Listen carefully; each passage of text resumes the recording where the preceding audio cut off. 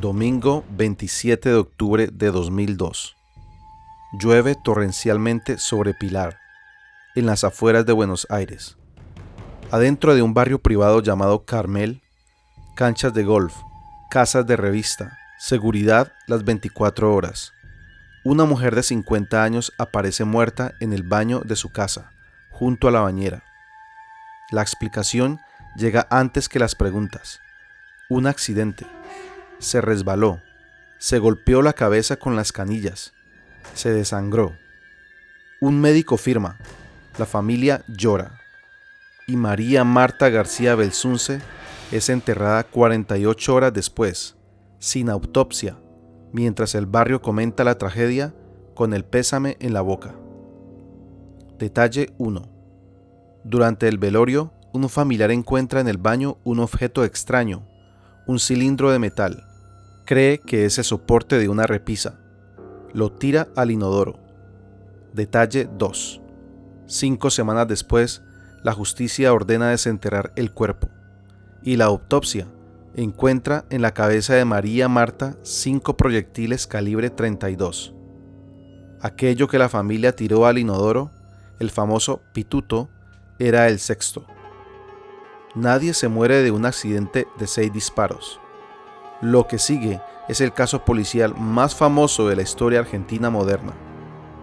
22 años, 3 juicios, un viudo condenado a perpetua que resultó inocente, un vecino absuelto que resultó culpable, un documental de Netflix que terminó en la duda y una condena final que llegó en 2024, cuando casi nadie seguía mirando.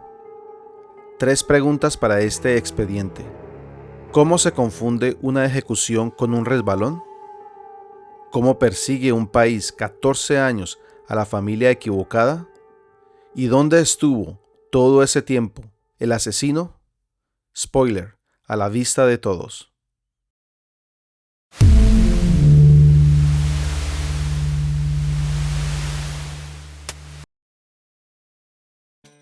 Bienvenidos a Casos sin filtro, donde contamos los crímenes de Latinoamérica como fueron, con fuentes, con fechas y sin suavizar lo incómodo. Hoy, el caso que Netflix dejó sin final.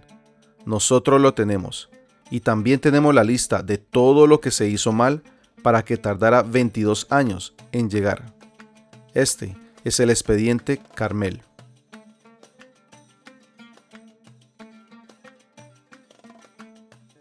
Para entender este caso, hay que entender primero el escenario, porque el escenario lo explica casi todo.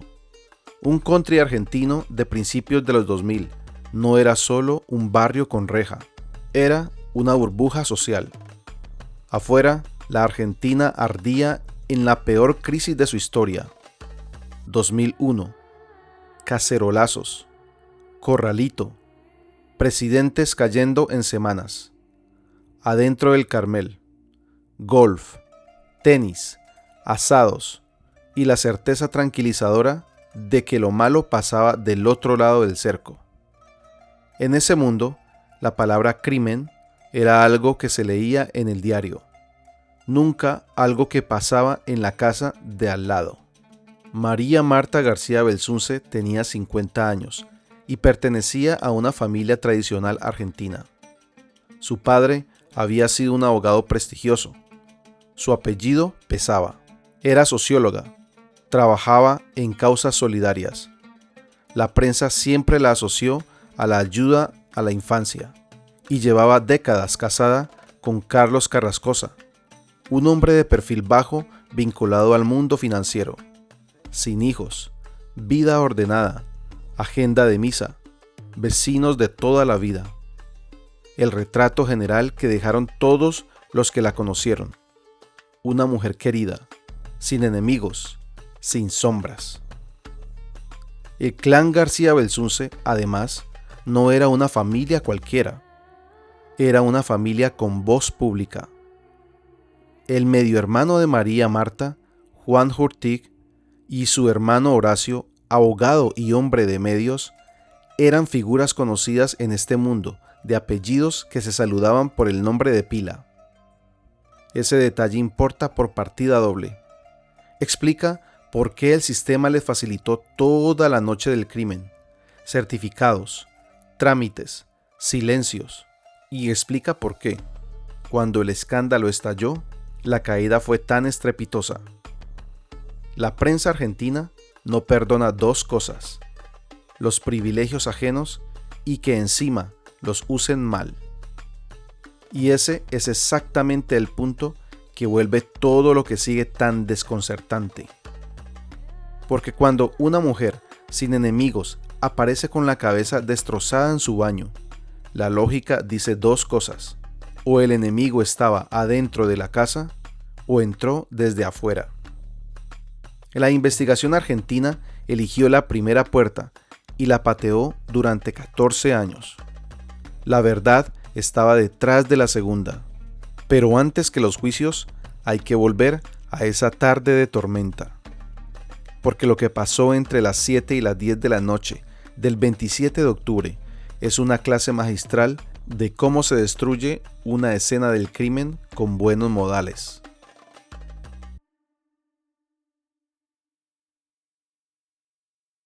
La reconstrucción de esa tarde quedó fijada así.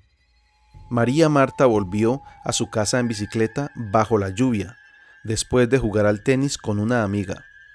Carrascosa, su esposo, dice que llegó más tarde, que la encontró tirada en el baño, junto a la bañera, con la cabeza ensangrentada y que pidió ayuda desesperado. Y aquí arranca la cadena de decisiones que convirtió un asesinato en un accidente. Llegan médicos de la emergencia privada. En vez de preservar la escena, el baño se convierte en un desfile. Familiares, vecinos, amigos que llegan a consolar, manos que mueven el cuerpo, toallas que limpian sangre. Uno de los médicos llega a plantear dudas. Esas heridas en la cabeza no le cierran. Pero la duda se disuelve en el consenso general. Se cayó, se golpeó con las canillas. Tragedia doméstica. Nadie llama a la policía. Escúchalo de nuevo. Una mujer aparece muerta en un charco de sangre y nadie llama a la policía. Esa noche, alguien de la familia consulta si se puede evitar la autopsia. Trámites, dolor, ¿para qué prolongar el sufrimiento? Y el sistema, servicial con los apellidos importantes, coopera. Certificado de defunción por causas no traumáticas. Velorio inmediato. Entierro a las 48 horas. María Marta baja a la tierra sin que ningún forense la haya mirado.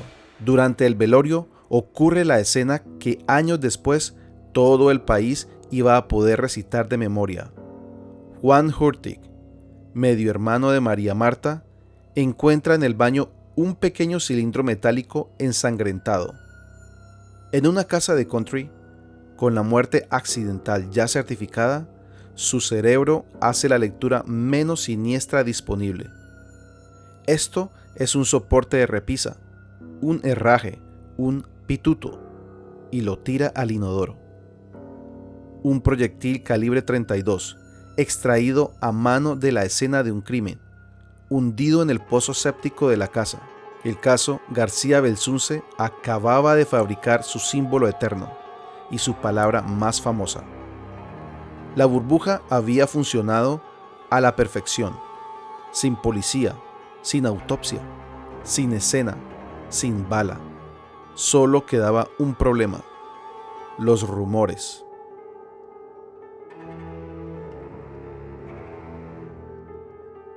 El fiscal Diego Molina Pico empezó a recibir versiones que no cuadraban con el certificado, comentarios de médicos, inconsistencias en los relatos, ese run run que en los pueblos chicos, y un country es un pueblo chico con seguridad privada, nunca se apaga del todo. Abrió una investigación y entonces, el 12 de noviembre, ocurrió algo insólito.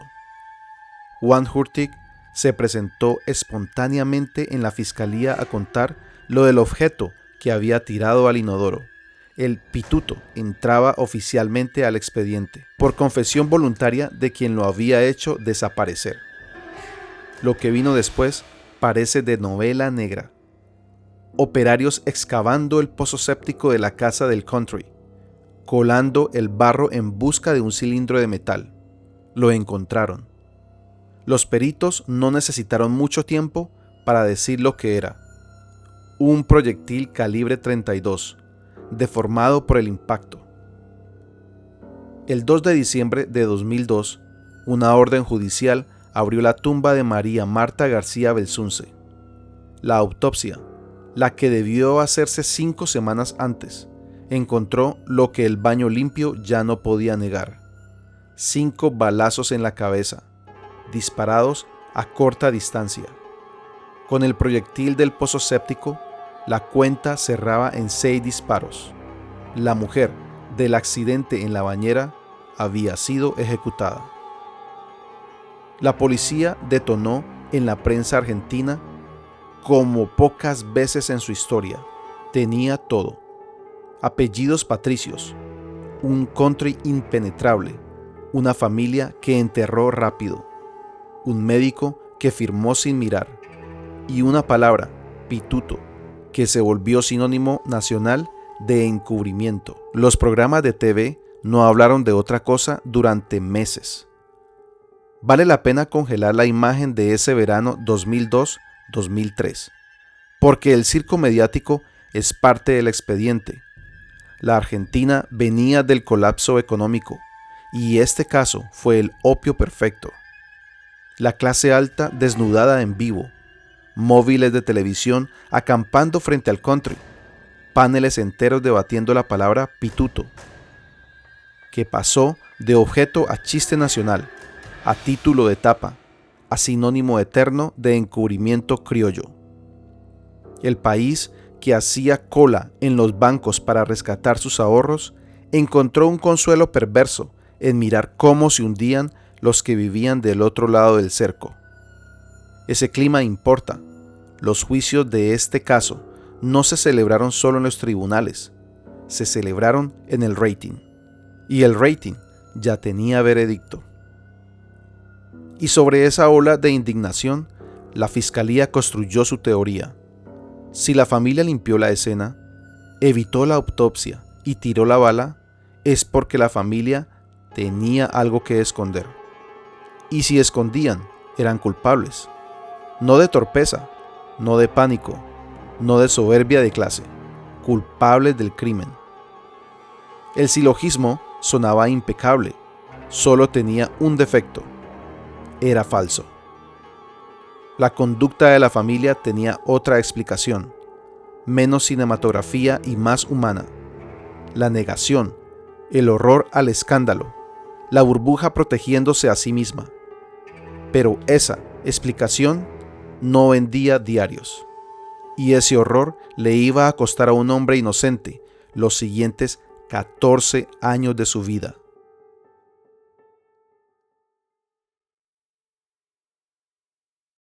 El elegido fue el más cercano, el viudo. Para la fiscalía, Carlos Carrascosa encabezaba el encubrimiento. Y si encubría, algo sabía. Y si algo sabía, quizá algo hizo. En 2007, un tribunal lo condenó por encubrimiento. Pero la máquina no se detuvo ahí. En 2009, la Cámara fue más lejos que el propio juicio y lo declaró coautor del homicidio. La pena: prisión perpetua. Sin arma, sin móvil demostrado, sin un solo testigo del momento del crimen. Una perpetua construida sobre la lógica del no cierra. Carrascosa pasó los años siguientes en un penal y después en prisión domiciliaria. Alrededor de 7 años privado de libertad. Un hombre que enterró a su esposa asesinada y al que el Estado le respondió acusándolo de matarla. Mientras tanto, el resto del círculo familiar, hermanos, cuñados, médicos, desfiló por su propio juicio por encubrimiento en 2011, con resultados mixtos que la prensa siguió como una telenovela. La tesis oficial era un combo: la familia encubridora, viudo asesino, Caso cerrado. El 20 de diciembre de 2016, la casación bonaerense demolió el castillo, absolvió a Carrascosa por falta de pruebas. Traducción: el sistema judicial argentino reconoció que había tenido preso 7 años a un hombre sin poder probar que hubiera hecho nada. Carrascosa salió libre, con más de 70 años, viudo 2 veces, de su esposa y de 1,5 décadas de su propia vida. Y entonces, el país entero se hizo la pregunta que la fiscalía había esquivado durante 14 años. Si no fue la familia, ¿quién? La respuesta, incómoda hasta el ridículo, había estado siempre a unos metros de la escena. Del otro lado del cerco vivía un vecino con prontuario. Un vecino al que, años antes del crimen, la propia María Marta le atribuía haberle robado el perro.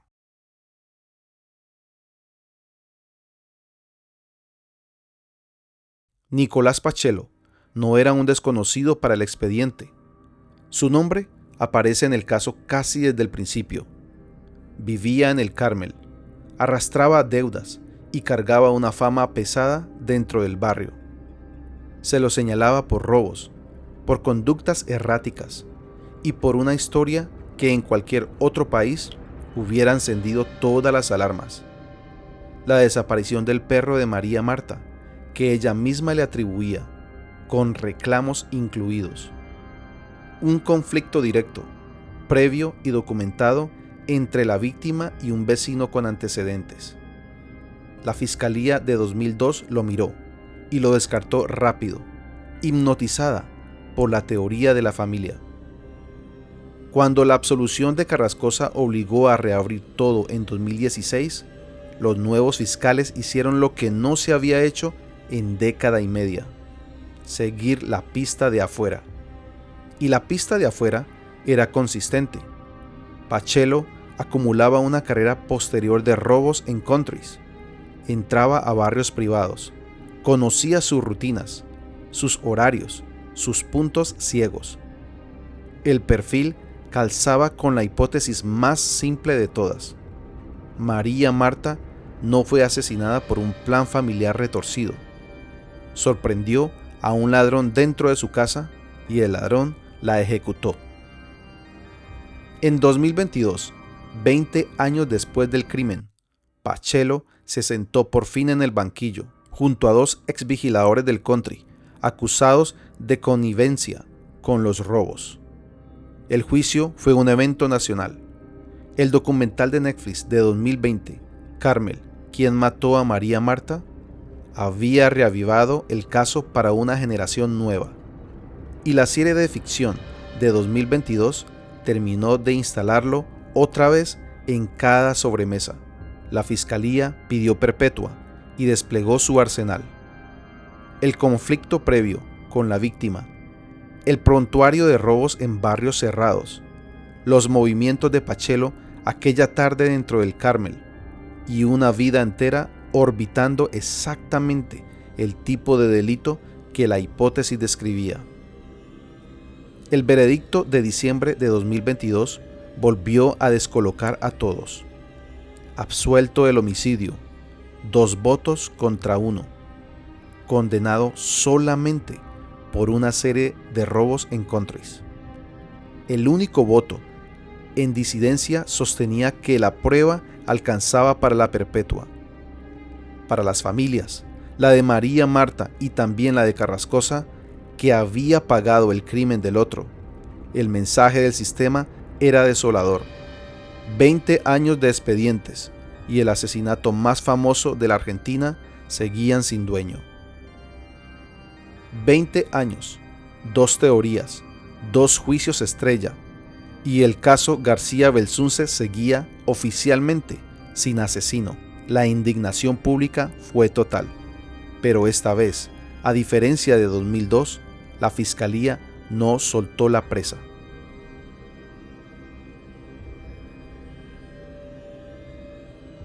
El 27 de marzo de 2024, la Cámara de Casación bonaerense hizo lo que ningún tribunal se había animado en 22 años. Puso un nombre firme sobre el crimen, revocó la absolución y condenó a Nicolás Pacello a prisión perpetua como autor de homicidio criminis causa agravado por el uso de arma de fuego. En criollo, mató a María Marta para consumar y encubrir el robo en el que ella lo sorprendió. La hipótesis simple, la de la segunda puerta, la que estuvo disponible desde la primera semana. En febrero de 2025, la propia casación rechazó el recurso de la defensa y confirmó la perpetua en un fallo de más de 100 páginas. A Pacello le quedan los últimos recursos ante las Cortes Supremas, provincial y nacional. Así que el punto final formal todavía puede moverse. Verifica el estado del expediente el día que estés escuchando esto. Pero a hoy, la justicia argentina dice, con condena confirmada, el asesino fue el vecino. Hagamos la cuenta del desastre, porque esa es la verdadera dimensión del caso. Una escena del crimen destruida por cortesía, una autopsia evitada por influencias, una bala descartada de un pozo séptico, un viudo con perpetua que resultó inocente, 7 años preso, una familia entera arrastrada por tribunales durante una década, un sospechoso obvio descartado en semanas y condenado 22 años tarde. Y en el centro de todo, casi olvidada bajo el ruido, una mujer de 50 años que una tarde de tormenta subió a bañarse y se encontró con un ladrón armado. María Marta García Belsunce no pudo contar nada de esto. Todos los demás no pararon de hablar durante 2 décadas. Esa desproporción es la herida del caso.